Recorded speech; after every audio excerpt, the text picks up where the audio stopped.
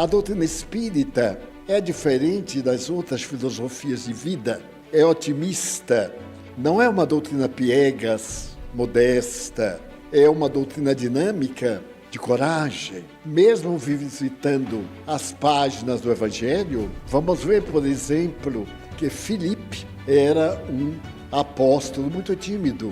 Havia também outro que era muito pessimista, havia mais um que era quase sem fé. Jesus selecionou uma equipe que faz lembrar a nossa sociedade, o que havia de pior, a ralé, os publicanos, que eram os cobradores de impostos. E quando ele foi censurado por isso, ele respondeu com a mais bela filosofia: mas são os doentes que precisam de médicos. Alguém me perguntou, por que vocês não têm a preocupação de convencerem os ricos para que eles mudem de atitude, as pessoas de destaque social? E quando a pergunta me é feita, eu digo, porque eles estão muito ocupados. E quem está ocupado com coisa nenhuma, não tem tempo para nada. Se você deseja um trabalho, dê a alguém que esteja ocupado com coisas sérias, porque essa pessoa tem o hábito de trabalhar e os ociosos somente de discutir e não levarem nada adiante. Assim, o Espiritismo é uma doutrina dinâmica.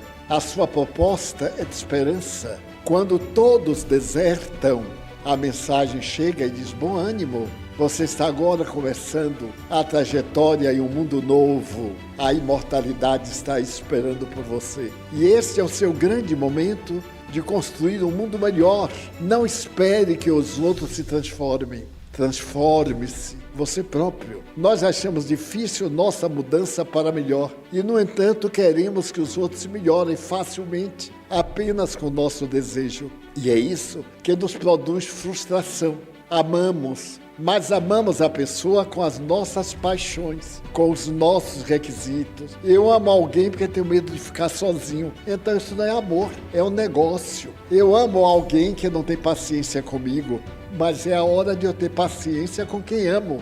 O Espiritismo inverte os chamados valores da acomodação. Ah, mas meu marido me abandonou. Ótimo para você. Ele não prestava, porque se ele prestasse, ele viria que você é uma excelente esposa. Caso seja uma excelente esposa. Muitas vezes o homem me diz: eu não me caso mais, ninguém presta no mundo. Eu digo: a começar por você.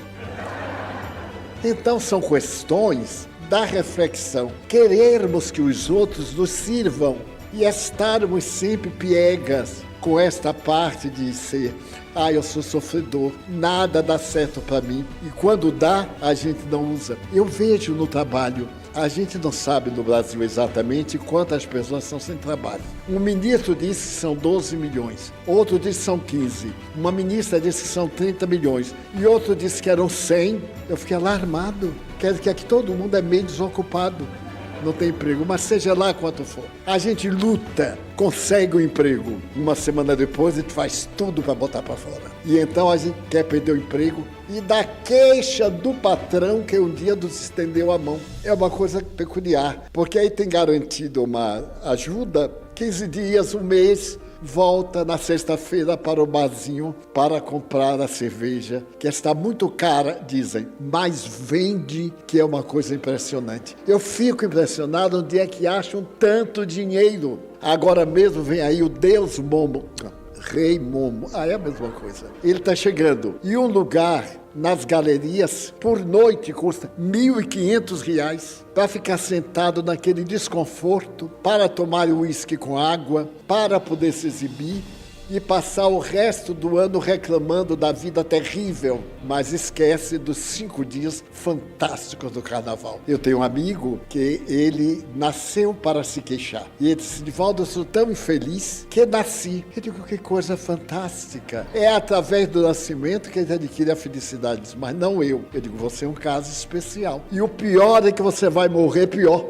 Porque com a vida dessa, quando você chegar do outro lado, meu amigo, que é esse lado, uma outra visão, você vai ter uma grande surpresa. Daí, vamos mergulhar o nosso pensamento na palavra de Jesus Cristo. Na última segunda-feira, eu psicografei uma mensagem muito bela do espírito da veneranda professora Amélia Rodrigues. E então, ela escreve sobre o Evangelho que alguém me disse com muita propriedade. Ela não é uma escritora, ela é uma aquarelista.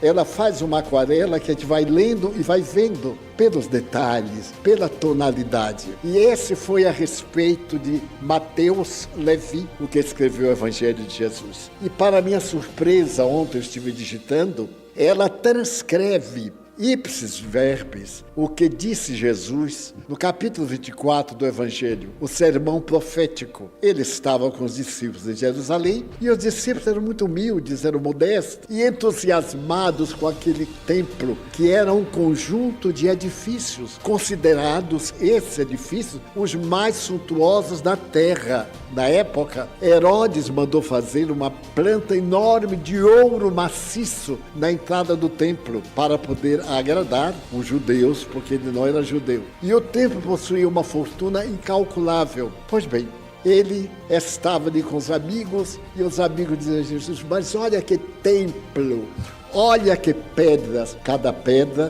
20 toneladas. Adaptada, porque não havia reboco, elas eram tão bem trabalhadas que encaixavam. E encaixavam tão bem que não passava o fio de uma gilete. Até hoje não passa nem nelas, nem nas pirâmides. Era um trabalho de pedras incomparável. E eles, deslumbrados, Jesus olhou e com a sua sabedoria disse sorrindo: em verdade vos digo que não ficará pedra sobre pedra que não seja derrubada. Mas como? Quem derrubaria aquelas pedras, além de um terremoto, bem se vê, ou de um outro movimento sísmico, uma erupção vulcânica, qualquer uma outra fenomenologia terrestre? E então saíram caminhando, atravessaram o Vale do Cedron, que é uma baixada em Jerusalém, e foram para o Jardim das Oliveiras. Então Jesus sentou e os disse: mas Senhor, quando é que isso vai acontecer? E Jesus disse-lhes: não estejais desatentos. E começa a descrever os sinais do fim dos tempos. Eu sugiro que leiam em casa Mateus, número 24. São 2 páginas só. Nós estamos vendo ali a fotografia em Technicolor e 3 dimensões desta realidade. Quando a abominação do dever estiver onde não deve ficar, onde é? No altar do templo. O que é que nós vemos? A pedofilia. A pedofilia dos religiosos, a eutanásia, o aborto, a pena de morte, os crimes hediondos, a desfaçatez com que nós encaramos as coisas feitas pelos poderosos e silenciamos. Vou repetir uma frase de Martin Luther King Jr. O que me incomoda, o que me preocupa, não é a maldade dos maus, é o silêncio dos bons. Estamos vendo aí leis absurdas, prisões estúpidas, sem julgamento. Como é que pegam pessoas da rua, botam no ônibus e levam para a cadeia? Ah, mas são terroristas. Mas ninguém estava com revólver, nem faca, nem canivete, nem gilete, nem cortador de unha. Não tinha nada. 1.000 e tantas pessoas, crianças de colo, idosos de 80 anos. E não sensibilizou. Um silêncio geral. A imprensa nem toca no assunto, porque desagradava os seus patrocinadores. Então isso é que deve preocupar, é nós conivirmos. Por quê? Para não nos incomodarmos. Eu estou bem, mas eu estou bem por enquanto. O velho ditado que minha mãe dizia: quando tu veja as barbas de alguém ardendo, cuida, porque vai chegar a tua hora. Então põe as barbas de molho.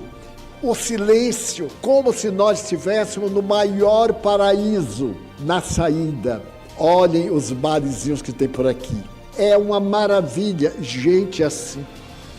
Amanhã eles estarão na Avenida 7, estarão nos lugares próprios para o furto. Porque já que não tem emprego, mas tem o dinheiro, tem que furtar, tem que roubar, tem que atacar. Então, gente, quando virdes isto, não é o fim, é o começo. As guerras, os horrores das guerras, a degradação moral, as infâmias, as calúnias. Ele que disse, está lá. Mateus escreveu isto, é o primeiro evangelista. Mas aí, ele diz, aqueles que forem fiéis, aqueles que porfiarem no bem, aqueles que tiverem confiança, a esses eu darei a glória de meu Pai. Nem é necessário dar a glória de Deus, porque não pode ver nada melhor do que paz de consciência. Será que há uma fortuna igual à tranquilidade? Alguém nos caluniar e a gente saber que é calúnia, e ficar rindo para a cara que nos acusa, que normalmente é uma projeção do conflito do indivíduo contra nós, porque tem inveja da nossa felicidade.